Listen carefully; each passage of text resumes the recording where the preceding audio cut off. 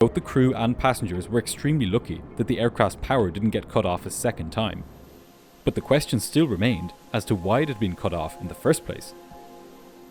As it turned out, this was not the first occurrence of a serious electrical power loss on an Airbus A320 series aircraft. Going back over the last 10 years, investigators found as many as 5 similar incidents, including one which happened just as the aircraft was making its final approach to the runway. This was clearly a problem with Airbus aircraft, but when engineers began trying to hone in on the original cause for the loss of power on Flight 870, they couldn't find it. They knew that it had something to do with Gen 1, but after a series of tests, they were unable to replicate exactly what had happened. This finding, or lack thereof, had a frightening implication. A similar loss of power could happen again on any Airbus A320 series aircraft without warning. As a result, the final report into the incident recommended that Airbus make changes which were focused on minimising the seriousness of a similar event, rather than on preventing it altogether.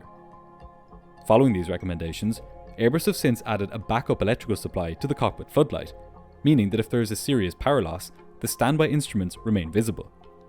Newer Airbus aircraft have replaced the old mechanical standby instruments with a single LCD display.